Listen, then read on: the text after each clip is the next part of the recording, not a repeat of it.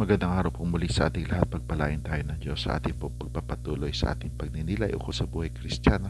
Atin naman pong pagninilayan ang isa pang kapiraso ng ika-14 na talata sa ika-5 kabanata ng unang sulat ni San Pablo sa mga taga-Tesalonika, kung saan yung sinasabi, ito po ay galing sa Magandang Balita, Biblia: pagtiyagaan ninyo silang lahat. No?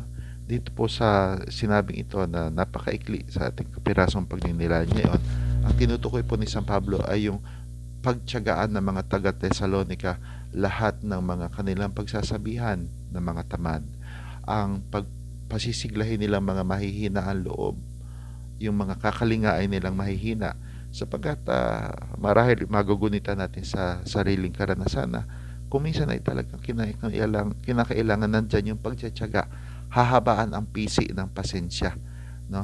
Pagkamahinahon dun sa mga tao na alam natin na kinakailangan mapagsabihan, no? At alam natin na ang pagsasabi ay hindi naraan din hindi lamang sa dasal kundi sa tamang pagtitimbang ng salita.